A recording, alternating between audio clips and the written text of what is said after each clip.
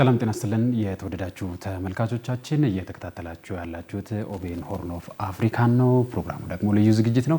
በዛሬው የልዩ ዝግጅት ፕሮግራማችን ግብጽ በአፍሪካ ቀንድ ላይ እያራመደችው ያለውን ስራዎችና እንዲሁም ደግሞ በተለይም ደግሞ በኢትዮጵያ ጋር ተያይዞ ደግሞ እያከናወነች ያለችውና በውስጥ ደግሞ ያሉትን የታጠቁ ኃይሎችን ከመደገፍ አንጻር ደግሞ ምናልባት ይሄ ከኢትዮጵያ ብሔራዊ ጥቅም አንጻር እንዴት ይታያል የሚለውን ነገር ልንዳስስ ነው። እንግዲህ ዛሬ በልዩ ዝግጅታችን በዚህ ጉዳይ ላይ እንግዳ ጋብዘናል። እንግዳችን አምባሳደር ዲና ሙፍቲ ናቸው። እንግዲህ ከእሳቸው ጋር ቆይታ እናደርጋለን። እናንተም ቆይታችሁን ከኛ ጋር እንድታደርጉ ከወዲሁ ጋብዛችኋለን። እንግዲህ አምባሳደር ጥሪያችንን አክብረው እዚህ ስቱዲዮአችን ድረስ ስለመጡ እጅግ አድርጌ አመሰግናለሁ። ስለጋበዛችሁኝ በጣም አመሰግናለሁ። መልካም። በመግቢያችን ላይም ለማንሳት እንደሞከር ነው እንግዲህ ዛሬ ከርሶ ጋር ለማንሳትና ለመወያየት የፈለግነው የግብጽ አጠቃላይ በዚህ በአፍሪካ ቀንድ በተለይም ደግሞ በኢትዮጵያ እያከናወነች ያለችው ከታሪክም አንጻር ለማንሳት ነውና እርሶ ደግሞ በግብጽም አምባሳደር ሆነው ቆይተዋልና ምናልባት ወደ ዋና ሀሳባችን ከማግባታችን በፊት እንደው እዛ በቆዩበት ጊዜ ውስጥ እንደው ምን ታዘቡ? ስለ ህዝቡም ስለ መንግስቶቻቸው። በጣም አመሰግናለሁ። ግብጽን በአምባሳደርነት ከመቆየቴ በፊትም እዚሁ ውጭ ጉዳይ ያለው ለአንድ ዲፕሎማቲክ ስልጠና የተወሰኑ ወራት ይጃቻለሁ። ከአመታት በፊት ነው። ኢትዮጵያን በተመለከተ ከሁሉ በላይ ደግሞ የአባይን ውሃ በተመለከተ በግብጽ በኩል የሚራመደው ትርክት አንዳንዴ ገራሚ ሆኖ ነው ያገኘሁት። በእርግጥ የውሸት ትርክት ነው። ነገር ግን ህዝባቸውን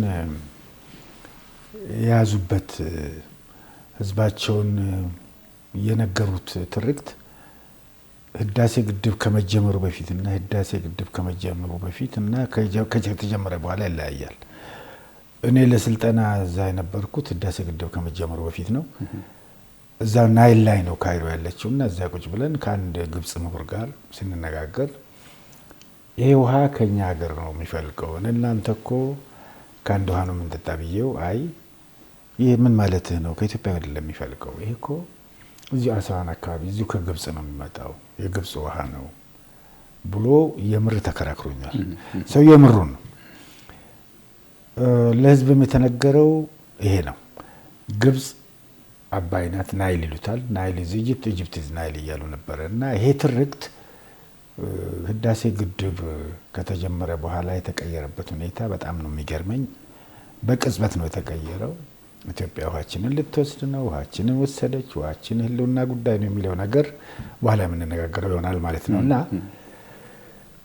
ምንድነው ያየሁት ነገር ሰዎቹ ስለራሳቸው ያላቸው ግምት ስለተቀረው ዓለም በተለይ ስለ ምስራቅ አፍሪካ ስለ እኛ ሀገር ያላቸው ግምት ትርክቱ ሲራመድ የነበረው ትርክት አሁንም እየተራመደ ያለው ትርክት የሚመች አለመሆኑን ነው በአጠቃላይ ታዘብኩት። ግብጻውያን ከታሪክም እንደምናስታውሰው እንዲህ በጉንዴትና በጉራም የነበሩ ጦርነቶችንም ስናስታውሳቸው ምናልባትም ደግሞ አሁን እርሶም ሲያነሱት ከነበረው ከዚህ ከአባይ ወንዝ ጋር ተያይዞ ያሉ ሂደቶች እንደሆኑ ነው እንግዲህ የሚነሳውና ምናልባት ደግሞ ከነዚህ የቀኝ ግዛት ስምምነቶች የነበሩ በተለይም ደግሞ በ1929 እና በ59 ዓመተ ምህረት ከእንግሊዝ ጋር የተፈራረሙትን የቀኝ ግዛት ውሎችን አሁንም እንደ አንድ መደራደሪያ ሀሳብ ይዞ መቅረቡ ተገቢነት አለው ወይ? የአባይ ወንዝን በተመለከተ በ1929 እና በ1959 የተፈረሙ ሁለቱም ውሎች ኢትዮጵያን የሚመለከቱ እንዳልሆኑ ይታወቃል። ኢትዮጵያ ያለችበትም አይመለከታትም። ይሄ ብቻም አይደለም። አንደኛው ውል ከዚህ ውስጥ አብዛኛውን የውሃውን ድርሻ ለግብጽ ይሰጣል፣ የተወሰነ ለሱዳን ይሰጣል። የተቀሩትን የተፋሰሱን ሀገሮች በሙሉ ያገለለ ነው፣ እኛንም ጨምሮ ማለት ነው። ስለዚህ ኢፍትሃዊ ነው፣ የሚመለከተንም አይደለም። እነሱ በዓለም አቀፍ መድረክ በተለይ ህዳሴ ግድብ ከተጀመረ በኋላ ህዳሴ ግድቡ እንዲቆም ለማድረግ ይህን ውሃ በተመለከተ ሲያራምዷቸው የነበሩት አቋሞች መካከል አንዱ እነዚህን ስምምነቶች የመተግበሩን ጉዳይ ነው። ሌላው የሚገርመው ደግሞ አሁንም የማይሆን ትርክት ነው። ለአውሮፓ ሀገሮች የሚነግሯቸው ነገር የግብፅ ህዝብ ብዛቱ ሚሊዮን በላይ ነው፣ እውነት ነው። ይሄ ህዝብ ደግሞ ያለው ውሃ የአባይ ውሃ ብቻ ነው። ይሄ ውሃ በህዳሴ ግድብ ከተያዘበት ይያዛል ብለው ስለሚሉ ይቀነስበታል። ህዝቡ ይሰደድና የአውሮፓን ከተሞች በተለይ ጀርመን፣ እንደዚህ ሜዲትራኒያን አካባቢ ቅርበት ያሉትን የአውሮፓን ሀገሮች በሙሉ ኢንቬድ ያደርጋል። ህዝቡ ወደ እናንተ ይሰደዳል፣ እናንተም ላይ ተጽዕኖ ይፈጥራል እያሉ ነው ብዙዎቹን የአውሮፓ ሀገሮችን ሲዋሿቸውም የቆዩት ማለት ነው አንዱና የሚያራምዷቸው አቋሞች ህዳሴ ግድቡ ከተጀመረ በኋላ ኢፍትሐዊ መሆናቸው በደንብ የተረጋገጠበት ሁኔታ ነው ያለው። በነገራችን ላይ ይጎዳናል የሚለውን ነገር እንኳን አውጥተን ብንወስድ ህዳሴ ግድቡ ከተጀመረ በኋላ በኢትዮጵያ በኩል የተራመደው የዲፕሎማሲ አቋም ግልጽና ግልጽ ነው። ህዳሴ ግድብ ለኢትዮጵያ ከመጥቀም አልፎ እናንተን የሚጎዳበት ምክንያት የለም። እንደውም ለእናንተ ይጠቅማል፣ ለታችኞቹ ተፋሰሱ ሀገሮች ማለት ነው። ለምሳሌ ሱዳን በየአመቱ በጎርፍ ትጠቃለች። የግድቡ እዚህ መያዝ ውሃ የሚወስደውን ውሃ ስለሚቆጣጠረው ይህንን የሱዳንን ጎርፍን በመቀነስ ረገድ ይጠቅማል። ሌላው ግድቡ ከተፈጸመ በኋላ ካለቀ በኋላ ከፕሮጀክቱ የሚገኘውን ኤሌክትሪክ በተስማሚ ኤሌክትሪክ ሄልዚ ይሉታል፣ ምክንያቱም ሃይድሮ ነው፣ በተሻለ ዋጋ ታገኛላችሁ ግብጾችን ብትሆኑ በሚል ነው ኢትዮጵያ አቋም ስታራምድ የነበረው። እንደማይጎዳም ከመጀመሪያው ኢንተርናሽናል ፓናል ኦፍ ኤክስፐርቲስ የሚባል ነገር ከግብጽ፣ ከሱዳን፣ ኬንያና ከተቀሩትም ወገኖች የተውጣጡ ኤክስፐርቶች የተሰባሰቡበት አንድ አጥኚ ቡድን ተቋቁሞ እንደማይጎዳቸው እንዲያጠና ተደርጎ ነበር። የሁሉ የኢትዮጵያን የዲፕሎማሲ ጥረትና ግልጽነት፣ ሀቀኝነትና ግብጽን ለመጉዳት ፍላጎት እንደሌላት በደንብ የሚያሳይ ነው። ይህን አቋሟን ነው እስከ መጨረሻው አራመደችው። ግብጾች በተለያዩ መድረኮች ሄደው ኢትዮጵያን ሲከሱ በአፍሪካ መድረኮች፣ በተፋሰሱ ሀገሮች ዘንድ ከዛም አልፎ በተባበሩት መንግስታት ድርጅት የጸጥታ ጥበቃ ወዘተርፈ የኢትዮጵያ አቋም ኮንሲስተንት ነው፣ ተመሳሳይ አንድ አይነት ነው እና ይሄም እንግዲህ ውጤታማነትን አስገኝቷል ማለት ነው። ነገር ግን ህዳሴ ግድቡም ቢያልቅ ምን ብልም እነሱ አቋም አልተቀየረም ማለት ነው። ከነ አንዋር ሳዳት ጀምሮ ከነ ሁስኒ ሙባረክ ጀምሮ አሁን ደግሞ ዓለም አሁን እነሱ በነበሩበት ዘመንና አሁን ደግሞ በነ አልሲሲ ዘመን ያለው የዓለም ሁኔታ የዓለም አስተላለፍ አይዲዮሎጂም ተቀይሯልና ነገር ግን ደግሞ እነዚህ የግብጽ መሪዎች ለምንድን ነው በዚሁ ሀሳብ ላይ ተተክለው እንዲቆዩ የሆነበት ምክንያት? ይሄ ነው እኮ መንግስታት ቢቀያየሩም መሪዎች ቢቀያየሩም በግብጽ ውስጥ ኢትዮጵያን በተመለከተ የናይልን ወንዝ በተመለከተ ያላቸው አቋም አልተቀየረም። ይዘቱ አንድ አይነት ነው ከመጀመሪያውም ጀምሮ ማለት ነው። በመሰረቱ አንድ ነገር ካለ የግብጽ አመራርን ስንመለከት አሁን የጠቀስካቸው ሰዎችን ጀምሮ በሙሉ እነ ሁስኒም በለው ሳዳት በለው ሁሉም ወታደራዊ መሪዎች ናቸው። ከወታደር የሚወጡ ናቸው። ተመሳሳይ አቋም ነው የሚያራምዱት። ህዳሴ ግድብን በተመለከተ በኋላ ያራምዱት አቋም ቀደም ሲል ኢትዮጵያ ይህንን ነገር እንዳትነካ ውሃ ከነካች የሚገጥማት ችግር ይሄ ነው እያሉ ሲፎክሩ እንደነበረ በደንብ የምናስታውሰው ነው የሚሆነው። ይሄ ብቻም አይደለም። ከዛም አልፎ ኢትዮጵያ ለምሳሌ ቀይ ባህር አዋሳኝ ሀገር ናት። 60 ኪሎ ሜትር ነው ከቀይ ባህር ያለችው ርቀቱ ማለት ነው። የሬድ ሲ ካውንስል የሚባል አንድ ተቋም አለ፣ ቀይ ባህር አዋሳኝ ሀገሮች የሚሳተፉበት ግብጽንም ጨምሮ። ኢትዮጵያ እዛ ጋር እንዳትመጣ እዛ ጋር ድርሽ እንዳትል ግብጾች ከመጀመሪያውም ጀምሮ አቋማቸውን ሲያራምዱ እንደነበር በእነዚህ በተለያዩ መሪዎች ስር እናያለን ማለት ነው። ይሄ ኢትዮጵያን ብሔራዊ ጥቅም መቀናቀን፣ ኢትዮጵያን የማድከም በታሪክም ደግሞ በኢትዮጵያ ውስጥ በዚህም በዛም ተሰልፈው ነው ችግር የሚፈጥሩትን ወገኖች በመርዳት ረገድም ቀላል ሚና አይደለም ሲጫወቱ የነበሩት። የኢትዮጵያን ብሔራዊ ጥቅም በቀኝም በግራም በተዘዋዋሪ መንገድም በመቀናቀንና በመቃወም ረገድ ግብጾች ሲጫወቱት የነበረው ሚና የቀጠለ ነው፣ የቆየ ነው፣ አዲስ ነገርም አይደለም። ግን ቅርጹ ነው የሚቀያየር ይዘቱ አንድ ነው ለማለት ነው። አሁን ደግሞ ወደ ነባራዊ ሁኔታዎች እንምጣና አምባሳደር፣ በተለይም ደግሞ ግብጽ አሁን ባለችበትና እያደረገች ባለችው ነገር ስንመለከት የኢትዮጵያ ጎረቤት ሀገራትን እንግዲህ እየዞረች አንዳንዴም የኢኮኖሚ አንዳንዴም ደግሞ የወታደራዊ ዲፕሎማሲ እያካሄደች የምታደርገው ነገሮችን እንመለከታለን እንሰማለንም እና ምናልባት ደግሞ እንደዚህ አይነት አካሄዶች የኢትዮጵያን የመክበብ አይነት አንድምታ ያላቸው ናቸውና ምናልባት ይሄኛው አይነት ስትራቴጂክ ደግሞ ምንድነው ብለን ልናነሳ እንችላለን? ግብጽ እንደ ሉዓላዊ ሀገር ከፈለገችው ሀገር ወገን ድርጅት ጋር የፈለገችውን አይነት ግንኙነት የማድረግ እንዳላት ኢትዮጵያ ትገነዘባለች። ይሁንና አሁን ያነሳው በተለይ ጎረቤት ሀገሮች አካባቢ በቅርብ የኢትዮጵያ ጎረቤት ሀገሮች አካባቢ እንደገና በአባይ በናይል ተፋሰስ አገሮች አካባቢ የምታደርጋቸው እንቅስቃሴዎች በፊቱ ህዳሴ ግድብ ከመፈጠሩና ከመጠናቀቁ በፊት ከነበረው የተለየ መልክ፣ የተለየ ይዘት፣ የተለየ ግዝፈት ይታይበታል። ይሄ እንግዲህ ጄኒውን እንዳልሆነ ነው በአንድ ጉዳይ ላይ እንዳነጣጠረ፣ ይህም ጉዳይ ደግሞ የኢትዮጵያ ብሔራዊ ጥቅም እንደሆነ በደንብ ይስተዋላል። ምክንያቱም እነዚህ አካባቢዎች በምትዞርበት ጊዜ ለምሳሌ የኮኦፐሬቲቭ ፍሬምወርክ አግሪመንት የሚባል የናይል ተፋሰስ ሀገሮች አሁን የፈረሙትና ኦልሞስት የጸደቀ ስምምነት አለ። ይህን ስምምነት ይሄ ሀገር አልፈረመም፣ ሱዳንም እንዲሁ አልፈረመችም። ቀደም ሲል ኮኦፐሬቲቭ ፍሬምወርክ አግሪመንት ከመፈረሙ በፊት እነዚህ የተፋሰሱ ሀገሮች ይህን እንዳይፈርሙ ከፍተኛ ዲፕሎማሲ እንቅስቃሴ ታደርግ ነበር። መሪዎችን ስታባብል፣ ጉዳዩ የሚመለከታቸውን ወገኖች እጅ ስጠመዝዝ፣ በዚህም በዛም አጀንዳ ስትይዛቸው ቆይታለች። ነገር ግን አልተሳካላትም። የዚህ ኮኦፐሬቲቭ ፍሬምወርክ አግሪመንቱ ተፈረመ። የህዳሴ ግድቡ ሲጀመር እንዳይጀመር ከተጀመረም በኋላ ሶስቱ ሙሌቶች እንዲስተጓጎሉ በሁሉም መድረኮች ከፍተኛ ጥረት ስታደርግ ቆይታለች። በባይላተራል ደረጃም በመልቲላተራል ደረጃም አውሮፓ ሀገሮችን መዞር፣ አሜሪካ መሄድ፣ በተለይ ጸጥታ ጥበቃ ምክር ቤት ይህን ነገር እንደ አጀንዳ ሲይዞ ትልቅ አጀንዳ አድርጎ እዛ አካባቢ እንዲመከርበት እንዲነገር የማድረግ ነገር ስራ ስትሰራ ቆየች።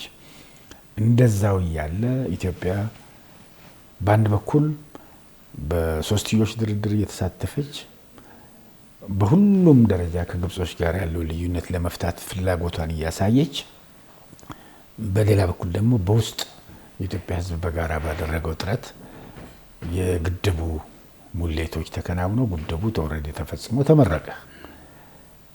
ይሄ ካለቀ በኋላ ደግሞ አሁን የግብጾች አጀንዳ የጠላትነቱ ነገር በፍጹም አልቆመም። አሁን ደግሞ የኢትዮጵያን ብሔራዊ ጥቅም ተከትሎ ሌላ ጉዳይ መጣ። የኢትዮጵያን ብሔራዊ ጥቅም ለማስጠበቅ ትልቅ አጀንዳ ሆኖ በወቅቱ አሁን የተነሳ ጉዳይ የባህር በር ነው። ይህንንም የባህር በርን አጀንዳ ለማክሸፍ በተቻለ መጠን ልክ በህዳሴ ግድቡ ላይ ስታደርግ እንደነበረ ሁሉ እዚህም አካባቢ ከፍተኛ እንቅስቃሴ እያደረገች ያለችበት ሁኔታ ነው ያለው፣ በሁሉም መድረኮች ማለት ነው። ጎረቤት ሀገሮች ጋር፣ ተፋሰሱ ሀገሮች ጋር፣ አውሮፓ፣ አሜሪካ ጋር፣ የተባበሩት መንግስታት ድርጅት በድርጅት ደረጃ በአፍሪካ ህብረት በመሳሰሉት መድረኮች፣ በአረብ ሊግ በተለይ ተከታታይ ውሳኔዎችን እያሳለፈች ይህን የሚጻረር ነገር የቀጠለችበት ሁኔታ ነው ያለው። ይሄ ምንድነው የሚያሳየው? በአንድ በኩል ኢትዮጵያን ብሔራዊ ጥቅም የመቀናቀኑ ነገር አሁንም ይሄ ሀገር እንዳልተወ ነው፣ ይሄ እንደቀጠለበት ነው። ጉዳዩ ምን እንደሆነ መገንዘብን ይጠይቃል። በእኛ ህዝብ በኩል ወዳጆቻችንም ይሄን እንዲያዩት ያስፈልጋል። ስለዚህ አንድነታችንን አስተባብረን አንድ ላይ ሆነን አንድ ላይ ቆመን ይህንን ተጽዕኖ ለመቋቋም መንቀሳቀስ ግድ ይላል ማለት ነው። አዎ፣ በተለይም ደግሞ አሁን ላይም እየተነሱ ካሉት ነገሮች ምናልባት አሁን በቅርብ በፈረንሳይ በተካሄደው የጂ7 ሀገራት ጉባኤ ላይ ኢትዮጵያ በዛ ጉባኤ ላይ ያለ መታደሟ አንድም እንደ ዲፕሎማሲ ክስረት ነው ተብሎ እንግዲህ በብዙ የሶሻል ሚዲያ ላይ ሰዎች ሲጽፉ ይስተዋላል እና ምናልባት ደግሞ አካሄዱ ያ ላይሆን ይችላል አጠቃላይ ከግንዛቤው አንጻርና ኢትዮጵያ ደግሞ ከሌሎች አሁን እርሶም ሲያነሱ ከነበሩት ድርጅቶችና ሀገራት ጋር የዲፕሎማሲያዊ ግንኙነት አንጻር ምናልባት የግብፅን አካሄድ በምን አይነት መልኩ ነው ምላሽ ልትሰጥበት የምትችለው? ሲጀመር የዲፕሎማሲ የበላይነት በአንድ ዓለም አቀፋዊ አህጉራዊ ስብሰባ ላይ በመሳተፍ ወይም ባለመሳተፍ የሚገለጽም አይደለም። ይሄ ድምር ውጤት ነው። ኢትዮጵያ በዲፕሎማሲው ረገድ እያሳየችው ያለው ታላቅነት ኦልሬዲ እየታየ ያለበት ሁኔታ ነው ያለው። የዚህ መንስኤ ኖርማሊ የዲፕሎማሲ ታላቅነት የውስጥ ጥንካሬ ነው። በውስጥ ደግሞ ከሪፎርሙ ጋር በተያያዘ በኢኮኖሚ፣ በፖለቲካ፣ በማህበራዊ ኑሮ ረገድ እየተደረጉ ያሉ ነገሮች እንቅስቃሴዎች በጣም ከፍተኛ ናቸው። በውጭም ግንኙነትም ኢትዮጵያ የግንኙነት አድማሷን እያሰፋች የሄደችበት ሁኔታ ነው ያለው። የብሪክስ አባልነት አለ። ከሌሎችም ሀገሮች ጋር በባይላተራል ደረጃም በመልቲላተራል ደረጃም ጠንካራ የሆኑ ግንኙነቶች ነው ያሉት። ለዚህ እኮ አብይ ምስክር የሚሆኑት በተጨባጭ ትላልቅ ምስክሮች ሊሆኑ የሚችሉት ኢትዮጵያ በዚህ ዓመት ብቻ ያስተናገዳቸው የዓለም መሪዎች ማሰብ ማስተዋል ይጠይቃል። ያስተናገደቻቸው አህጉራዊ ዓለም አቀፋዊ ኮንፈረንሶችን ማንሳት ይቻላል። አሁንም በ2017 32ኛ የክላይሜት ኮንፈረንስ ሁሉ የምታስተናግድ ሀገር ናት። ለዚህ ሁሉ የተመረጠች ሀገር ናት እና ኢትዮጵያ በአንድ ስብሰባ በመታደም የሚወሰንም አይደለም። ይሄ ኦልሬዲ የማይሆን ነገር ነው። ነገር ግን በየትኛውም መድረክ ቅድም የምንለው ኃይል የኢትዮጵያን ብሔራዊ ጥቅም ለመቀናቀን የሚያነሳቸው አጀንዳዎች አዲስ አይደሉም። ይዘታቸው የነበረ ነው። የተቀያየረው መድረኩ ነው፣ የተቀየረው ጊዜው ነው፣ የተቀየረው አቀራረቡ ነው። ስለዚህ ይህንን ተጽዕኖ ለመቋቋም አሁንም ቅድም ያልኩትን ነው እንደገና መድገም የሚፈልገው ብሔራዊ አቅምን ማጠናከር ነው። በውስጥ የተጀመረው ሪፎርም በኢኮኖሚ፣ በፖለቲካ፣ በማህበራዊ ኑሮ ይህንን ማጠናከር ነው። ኢትዮጵያን ገጽታ የመገንባቱን ስራ አሁንም ከፍ ማድረግ ነው። ግንኙነታችን በባይላተራልም በማልቲላተራል ደረጃም በተጀመረው ሁኔታ ማስፋት ነው። አንድነትን ማጠናከር ነው። ይሄ ከሆነ ይሄ ነገር ልክ ሌሎች በህዳሴ ግድብ እና በሌሎችም ፕሮጀክቶች እንደከሸፉ ሁሉ ይሄም አሁን በዚህ ደረጃ በዚህ በባህር በር ለማግኘት የምናደርገው ጥረት የሚመጣው ነገር ይከሽፋል ማለት ነው። የባህር በሩ ሁኔታ የሚሳካበት እድሉ በጣም ከፍተኛ ነው የሚሆነው። አምባሳደር፣ ሌላው የምናነሳው ደግሞ በተለይም ደግሞ የካይሮና የአስመራን ግንኙነትን በዚሁ መጥቀሱ ተገቢነት ያለው ጉዳይ ይመስለኛል። ምናልባት ከዚህ ቀደም ኢትዮጵያና ኤርትራ የነበራቸው ግንኙነት የሚታወስ ነው። ከለውጡ በኋላ ደግሞ መንግስት ለመንግስት ህዝብ ለህዝብ ጥሩ የሚባል ግንኙነት የተፈጠረበትን ሂደቶች እናስተውላለን። እንግዲህ ከሰሜኑ ጦርነት ከፕሪቶሪያው ስምምነት በኋላ ደግሞ አንዳንድ መቃቃሮችን እንዳሉ የሚታወስ ነው። ከዛ በኋላ ግን የኤርትራ መንግስት በተለያዩ በተለይም ደግሞ በራሳቸውም የመገናኛ ብዙሃንም የተለያዩ ኢትዮጵያን የሚወቅሱ አይነት ንግግሮችን ሲያደርጉ ይስተዋላል እና ከዛም ባሻገር ደግሞ አሁን ከግብጽ ጋር እያደረጉ ያሉትን ግንኙነት ምናልባት በኢትዮጵያ ላይ ምን ያህል ተጽዕኖ ያሳድራል ይላሉ በርሱ? ኢትዮጵያ ባደረገችው ከፍተኛ የዲፕሎማሲ ጥረት በተለይ በለውጡ ማግስት ክቡር ጠቅላይ ሚኒስትር ዶክተር አብይ አህመድ በወሰዱት ኢኒሼቲቭ ኤርትራ ጋር ያለን ነገር ሰላም የመፍጠሩ ሁኔታ የተከሰተበት ሁኔታ ነበር። ዓለም አቀፍ አድናቆትን ያተረፈ የኖቤል ሽልማት ጭምር ለጠቅላይ ሚኒስትራችን ያስገኘ ጉዳይ ነው የነበረው። እሰዮ ተብሎ የተባለው ይሄ ውጤት በኋላ የዚህ የፕሪቶሪያ ስምምነት ሲፈረም እየቀዘቀዘ የመጣበት ሁኔታ ነው እየተስተዋለ ያለው። ይህም መሆን የሚገባው አልነበረም። ኢትዮጵያ ሰላም ለማምጣት ከኤርትራ ጋር ያመጣችውን አምጥታ የነበረውን አይነት ሰላም አሁንም በሰሜኑ ሀገራችን ክፍል የነበረውንም ችግር ለመፍታት ያደረገችውን ጥረት ያለ መቀበል እዛ ላይ ነው ዳውት የመፍጠር ይሄ ጉዳይ ነው ብሎ እንደ ግል የመውሰድ ነገሮች ናቸው የተስተዋሉት። ከዛም በኋላ በኢትዮጵያ ላይ የማይሆን አፍራሽ ፕሮፓጋንዳ የማድረግ የማካሄድ ነገር ነው የተጀመረው። ይሄም ቢሆን ኢንፋክት እንዳልነው በቅርጽ አዲስ ቢመስልም በይዘቱ የነበረ ነው። ይህንን እንግዲህ ቤዚካሊ ሌሎች በብሔራዊ ጥቅሞቻችን ላይ የተዘመቱብንን ነገሮች እንዳከሸፍነው ዘመቻዎችን ባከሸፍነው ልክ ለማክሸፍ ጥረት ማድረግ ያስፈልጋል። አሁንም ቅድም በዚህ በባህር በር ለማግኘት የምናደርገው ጥረት በተደቀነብን ችግር ላይ ምን ዘምተው አይነት ዘመቻ እዚህም ላይ መደረግ ይጠይቃል ማለት ነውና ምንም የተስተዋለ ነው የተያዘ በጣም ከውጪም የተቀሰቀሰ ነገር ነው ብሎ መውሰድ ይቻላል። ይህንን ሀሳብ ያነሳሁት አምባሳደር እንግዲህ ከዚህ ቀደም የኢትዮጵያ የውጭ ጉዳይ ሚኒስትርም በመግለጫው ኤርትራ የኢትዮጵያ ውስጥ የሚንቀሳቀሱ አማጺዎችን ትረዳለች የሚሉ ሀሳቦችን አሊያም ደግሞ ክሶችን ለተለያዩ ተቋማት መግለጹ የሚታወስ ነውና አሁን ላይ ደግሞ በተለይም የቀድሞ የህወሓት ቡድን አሁን በሀገር ውስጥ ለማድረግ እየተንቀሳቀሰ ካለው አኳያ አንጻር እነዚህ ሀገራት ደግሞ ይሄ ጽምዶ የሚል አንድ ህብረት መስርተው እየተንቀሳቀሱ ነውና ምናልባት ደግሞ እንደዚህ አይነት ህብረቶች ማድረጋቸው ግብጽ፣ ኤርትራና የቀድሞ የህወሓት ቡድን በእንደዚህ አይነት መልኩ መጣመሩ የኢትዮጵያን ወደ ምን ያደርሳታል? ወደ ምንስ ያመጣታል ይላሉ? ቤዚካሊ በኢትዮጵያ በኩል ውጫዊም ሆኑ ውስጣዊ ችግሮች አብረው ተጣምረው ብሔራዊ ጥቅም ላይ ተጽዕኖ የፈጠሩባቸው ዘመናት በርካታ ናቸው። አዲስ ነገር አይደለም ለማለት ነው። ቅድም እንዳልኩት ነው። ይሄም ኃይል ከዛስ ቢጣመር ያኛው ኃይል ከዛኛው ቢጣመር ዞሮ ዞሮ በኢትዮጵያ ብሔራዊ ጥቅም ላይ እስከመጣ ድረስ እስካሁንም በታሪክ ያየነው በኢትዮጵያ ህዝብ አንድነት በመሪዎች ጥበብ የተቋቋምንበት ሁኔታ ነው ያለው። ስለዚህ ይሄንንም አሁን አዲስ ክስተት ማለት ነው ቅድም እንዳልኩት ነው። ጠላትነት አልተቀየረም። ግብጾችን በኩል የነበረው መልኩን ቀያየረው፣ ስልቱን ቀያየረው፣ ስትራቴጂው እንደዛው እንደነበረ የኢትዮጵያን ብሔራዊ ጥቅም መጉዳት ነው። ስለዚህ ውስጥ ያሉትን እዛም ያሉትን ጉዳይ አለን የሚሉትን ወገኖች አስተባብሮ የኢትዮጵያ ብሔራዊ ጥቅም ላይ የማዝመት አይነት ቴንደንሲ ነው እየታየ ያለው። በኢትዮጵያ በኩል ደግሞ እየተስተዋለ ያለው ሰላም ለማምጣት እየተደረጉ ያሉ ጥረቶች አሉ። ሁሉን ነገር በጠረጴዛ ዙሪያ በሰላማዊ መንገድ ለመፍታት በመንግስት በኩል የተሰጠ መንገድ አለ፣ ኦፈር አለ። በዚህ ተጠቅመው እየገቡ ያሉ ወገኖችም አሉ።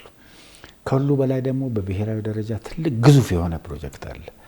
ናሽናል ዲያሎግ የብሔራዊ ምክክር ውይይት አለ። እሱ ደግሞ በውስጥ ያለውን ችግር የኢትዮጵያን ዘላለማዊ ችግር ሲያናቁር የነበረውን ችግር ከመሰረቱ ይፈታዋል ተብሎ እየተገመተ ያለበት ሁኔታ ነው። እሱም ፕሮጀክት መንገድ ላይ ነው ያለው። ስለዚህ ችግሮቹን አውቆ ተረድቶ መንስኤውን በደንብ አይቶ ወደ መፍትሄው ላይ ነው ትኩረት እንጂ ይሄ ለምን ሆነ ይሄ ለምን አልሆነም ብሎ ማልቀስ አያስፈልግም ነው። በዚህ ከለ የነበረ ነገር ነው፣ ብዙም የሚደንቅ አይደለም ለማለት ነው። በእንደዚህ አይነት ሁኔታ ውስጥ ደግሞ ኢትዮጵያ እንዴት ነው ብሔራዊ ጥቅሞቿን ልታስከብር የምትችለው? የብሔራዊ ጥቅም ለማስጠበቅ እና የብሔራዊ ጥቅም ምንነት በደንብ መለየት ያስፈልጋል። ለምሳሌ ህዳሴ ግድብ የብሔራዊ ጥቅም ፕሮጀክት ነው። አሁን ሌሎችም ብሔራዊ ጥቅምን መሰረት ያደረጉ ከሪፎርሙ ጋር ተያይዞ የመጡ ትላልቅ ፕሮጀክቶች አሉ። ለምሳሌ የማዳበሪያ ፋብሪካ አለ፣ በትልቁ በአፍሪካ ውስጥ የሚታይ ማለት ነው የተጀመረ ፕሮጀክት። እዚህ ቢሾፍቱ ያለው አየር መንገድ አለ፣ በአፍሪካ ግዙፍ በዓለም ግዙፍ የአየር መንገድ አለ። ኢትዮጵያን ኤር ኮኔክቲቪቲ ከፍ ሊያደርግ የሚችል የኒውክሌር ፕሮጀክት፣ ኒውክሌርን ለሰላማዊ ልማት የመጠቀም ፕሮጀክቶች አሉ። በግብርና ረገድም አሁን በስንዴ በዚህ በአረንጓዴ ልማት የአፍሪካ ተምሳሌት የሆነበት ከአፍሪካ አልፎ ደግሞ በዓለም አቀፍ ደረጃ ለአየር ንብረት ለውጥ ሁሉ ተግዳሮት መፍቻ ሊሆን የሚችል እንደ ምሳሌ ኢትዮጵያ ተወስዳ አሁን የሚቀጥለውን ዓመት የአየር ንብረት እዚህ ለማስተናገድ የተወሰነበት ፕሮጀክቶች አሉ። በብሔራዊ ደረጃ በእነዚህ መስኮች መጠናከር ነው። በኢኮኖሚ በፖለቲካ ልዩነቶችን በሰላማዊ መንገድ ለመፍታት የጀመሩትን ጥረቶች ከፍ ማድረግ፣ በውስጥ መጠናከር ነው ዋናው። በውስጥ ከተጠናከር ከውስጥ አንድነትን የተሳካ ካደረግከው የተቀረው ነገር ሁሉ በቀላሉ ልትሻገረው ትችላለህ ማለት ነው። ኢትዮጵያ ደግሞ ችግሮችን በመሻገር ረገድ ሰፊ ልምድ ያላት ሀገር ናት። ይህን ተሞክሮ መጠቀም ነው። አሁንም ህዝባችንን በዚህ ደረጃ የማደራጀት ህዝቡን ማሳወቅ፣ ግንዛቤ መፍጠር፣ እዛ ላይ ትኩረት አድርጎ በእቅድ መስራትና መንቀሳቀስ ነው። እዚህ ላይ ብልጠት ያለበት ዲፕሎማሲ ተጨምሮ ሁሉ ነገር ውጤታማ ሊሆን ይችላል ብዬ አስባለሁ። ወደ መጨረሻው ልምጣና አምባሳደር፣ ኢትዮጵያ በተለያዩ ሀገራት የራሷን ዲፕሎማቶች ታሰማራለች እና በተመሳሳይ ደግሞ ዜጎችም በተለያዩ ምክንያቶች በተለያዩ ሀገራት ይኖራሉ። አሁን ባለ ስናነሳቸው የነበሩት ዓለም አቀፍ ተቋማትም ሪጂናል የሆኑ ተቋማት ውስጥም ደግሞ ትውልድ ኢትዮጵያውያን የሆኑ ሰዎች በዛ ውስጥ ይገኛሉና እንደው የኢትዮጵያን ነባራዊ ሁኔታዎች ለተለያዩ የዓለም ተቋማት እንዲያገናዝቡ አሊያም ደግሞ የሆነ ግልጽ የሆነ ነገር እንዲፈጠር ከማድረግ አንጻርና ይሄ ዜጋ ሁሉ ዲፕሎማት የመሆኑ ሂደት በምን አይነት መልኩ ነው ሊሆን የሚችለው ይላሉ በዚህ ጉዳይ ላይ? ይህ በጣም ጥሩ ጥያቄ ነው። ኢትዮጵያ በኮንቬንሽናል ዲፕሎማሲ በተለመደው ፔሮል ላይ ባሉት ዲፕሎማቶች፣ ኤምባሲዎች እና በውጭ ጉዳይ ሚኒስቴር ከሚሰሩ ስራዎች ጎን የፓብሊክ ዲፕሎማሲ ስራዎች ተጠናክረው መሄድ አለባቸው። ቅድም የጠቃቀስካቸው ወገኖች አሉ። በርካታ ኢትዮጵያውያን በዓለም አቀፍ ደረጃ በውጭ ተበትነው ይገኛሉ። በሰሜን አሜሪካ፣ በአውሮፓ በርካታ ኢትዮጵያ በመካከለኛ ምስራቅ ኢትዮጵያኖችን እና ትውልደ ኢትዮጵያውያን እናቱም ዜግነት የቀየሩም አሉ። ዞሮ ዞሮ ግን እንደ ትውልደ ኢትዮጵያዊ ለሀገራቸው አስተዋጽኦ እንዲያደርጉ ማንቀሳቀስን ይጠይቃል። ኢንቨስትመንት በመሳም ረገድ፣ የኢትዮጵያን ገጽታ በመገንባት ረገድ፣ ኢትዮጵያን በማስተዋወቅ ረገድ፣ የኢትዮጵያን ጥቅሞች በመጠበቅ ረገድ ከዚህ ቀደም ልምዶችም አሉ ነው። ህዳሴ ግድብን ስንመለከት እንደ አንድ ምሳሌ ብንወስድ ማለት ነው ይህን ግድብ በገንዘብም በጉልበትም በፖለቲካ ድጋፍም የደገፉ በርካታ ወገኖች በውጭ ይታያሉ። እነዚህ እና ሌሎች ኢትዮጵያ ወዳጆች ደግሞ በየዓለሙ ተበትነው ያሉት በዚህ ስራ ላይ እንዲሳተፉ እነሱን ማንቀሳቀስና እነሱንም መጠቀም በጣም ይጠይቃል ማለት ነው። ዜጋ ተኮር ዲፕሎማሲ ደግሞ በጣም አስፈላጊ ነው። ኢትዮጵያ ዜጋ ተኮር ዲፕሎማሲ እያካሄደች ያለች ሀገር ናት። ዜጋ ተኮር ዲፕሎማሲ ሲባል በውጭ ያሉ ኢትዮጵያና ትውልደ ኢትዮጵያን የተቸገሩትን በመርዳት ረገድ ለምሳሌ ከመካከለኛ ምስራቅ በርካታ ከአረብ ሀገሮች ችግር በተፈጠረ ጊዜ በርካታ ኢትዮጵያኖች ወደ ሀገር ቤት የተመለሱበት ሁኔታ አለ፣ አሁንም አለ። ይሄ ትልቅ ዜጋ ተኮር ዲፕሎማሲ ነው። የዜጎችን ጥቅም በማስጠበቅ ልክ ደግሞ ዜጎች ለብሔራዊ ጥቅም የሚነሳሱበት እድሉ አለ። በተለያዩ ዓለም አቀፍ ተቋማት ውስጥ ተቀጥሮ የሚሰሩ በርካታ ኢትዮጵያኖች አሉ። እነዚህም ለኢትዮጵያ ብዙ መሟገት የሚችሉ ለኢትዮጵያ ጥቅም ብዙ ነገር ሊያመጡ የሚችሉ ናቸው። እነሱንም ማቀፍ፣ ማንቀሳቀስ፣ ማግኘት ይጠይቃል ማለት ነው። የኢትዮጵያ ወዳጆች በውጭ ያሉ ኢትዮጵያኒስት የሚባሉ ኢትዮጵያን ሙቭመንት የሚሉ ሌሎች ሀገር ዜጎች ጃማይካ አይነት ላቲን አሜሪካና በሰሜን አሜሪካ ብዛት አሉ። እነሱንም መደገፍ ያስፈልጋል። ምን ለማለት ነው የፈለግኩት? ከኮንቬንሽናል ዲፕሎማሲ ጎን ለጎን ዜጋ ተኮር ዲፕሎማሲ ማካሄድ ያስፈልጋል። ፓብሊክ ዲፕሎማሲ ማካሄድ ያስፈልጋል። እዚህ ላይ ሚዲያ፣ ከፍተኛ ትምህርት ተቋማት፣ ታዋቂ ግለሰቦች፣ አርቲስቶች እንዲሳተፉ ማድረግን ይጠይቃል። ይህን ሁሉ ኃይል ካሳተፍክና ብሔራዊ ጥቅምን እንዲያራምዱ ከተደረገ አገሪቷ ውጤታማ መሆን ትችላለች። የሀገሪቷ ገጽታ ከፍታ ይጨምራል። የዲፕሎማሲ ከፍታም በዛው ልክ ይጨምራል ማለት ነው። አሁን ላይ ሁሉም ነገር ያለው ማህበራዊ ሚዲያ ላይ ነው። ጦርነቱም ያለው ሰላሙም ያለው መንቀልም መትከልም ያለው እዛ አካባቢ ላይ ነው እና እንደምናስታውሰውም የኢትዮጵያ ላይ ብዙ ተጽዕኖ ሲያደርጉ የነበሩት ለምሳሌ እንደ በትዊተር ተጠቅመው ነበረ ብዙዎቹ ያንን ነገር ሲያደርጉ የነበሩት እና ምናልባት ደግሞ እንደ ሀገር ውስጥም ተጠቃሚዎች እንደ መሆናችን መጠን ብዙዎቹ ይህንን ነገር ስለሚጠቀሙ ማለት ነው እና ስለዚህ በእንደዚህ አይነት ማህበራዊ ሚዲያዎች ዜጎች ምን አይነት ዲፕሎማሲ መስራት? ዲጂታል ሚዲያ ይሄ ሶሻል ሚዲያ ወቅቱ ያመጣውና ፍጥነት ያለው ብዙ ተደራሽነት ያለው ሚዲያ እስከሆነ ድረስ አይ ቲንክ ብሔራዊ ጥቅምህን ለማራመድ ይህንን ሚዲያ መጠቀምን ይጠይቃል። በዚህ ደረጃም ሲጀመር ስኪል ይጠይቃል፣ እውቀት ይጠይቃል፣ የዚህ ሚዲያ አኳንተንስ ማወቅ ይጠይቃል። ስለዚህ ይህን ሚዲያ ለመጠቀም የሚያስችሉ እቅዶችንም ነድፎ መንቀሳቀስን ይጠይቃል ማለት ነው። ለዚህ እንግዲህ በውጭ ያለው ኢትዮጵያ ሚስዮኖች፣ ኤምባሲዎች፣ ኢትዮጵያኖች፣ የተለያዩ ማህበራት እዚህ ላይ ተሳትፎ ማድረግ አለባቸው።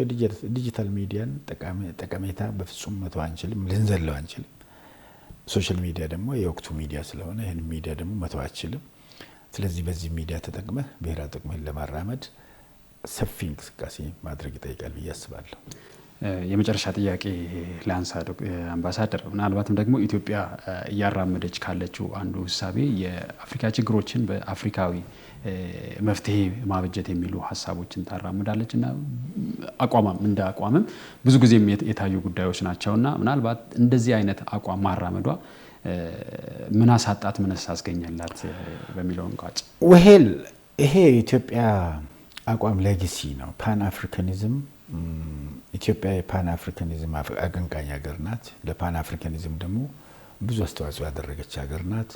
በአድዋ ድል በባንዲራዎቿ ከለር እና በመሳሰሉት ለነጻነት እንቅስቃሴ ባደረገችው አስተዋጽኦ፣ ለሰላም ጥበቃ ባደረገችው አስተዋጽኦ የአፍሪካን ጉዳይ በማዕከል የአፍሪካን ጉዳይ በሙሉ አቅሟ ስትጠብቅ፣ ስታስተናግድ፣ ስታራምድ የቆየች ሀገር ናት።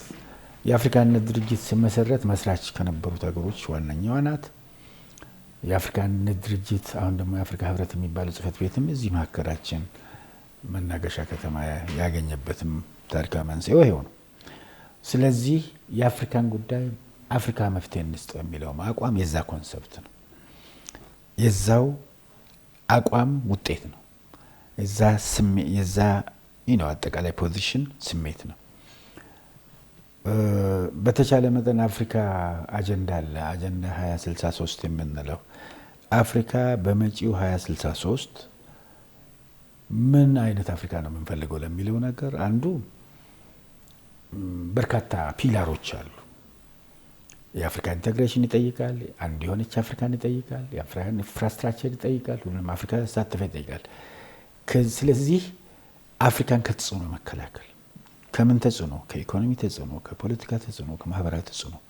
ስለዚህ የአፍሪካን ችግር አፍሪካዊ በሆነ አቀራረብ፣ አፍሪካዊ በሆነ አያያዝ፣ አፍሪካዊ በሆነ ስልት መፍታት ያስፈልጋል የሚለው መነሻው አቋም ከዛ ነው። ይህን አቋም ነው የምታራምደው። ይሄ አቋም ደግሞ ተገቢ አቋም ነው። የሚጎዳት ሳይሆን የሚጠቅም ነው፣ ተገቢም ነው። ከዚህ ውጭ ሌላ አማራጭም የለም። እንግዲህ ክቡር አምባሳደር ዲና ሙፍቲ እዚህ ስቱዲዮአችን ድረስ መጥተው ይህንን ሀሳብ ከኛ ጋር ስለተነጋገሩ፣ ስለ ሀሳቡትን ስላካፈሉን እጅግ አድርገን እናመሰግናለን። እኔም ስለጋበዛችሁኝ አመሰግናለሁ። የተወደዳችሁ ተመልካቾቻችን እንግዲህ በዛሬው ልዩ ዝግጅታችን ከአምባሳደር ዲና ሙፍቲ ጋር ያደረግነው ቆይታ ይህንን ይመስል ነበር። ስለተከታተላችሁን እጅግ አድርገን እናመሰግናለን። አንዳች ነገርም እንደቀረላችሁ ተስፋ እናደርጋለን። መልካም ጊዜ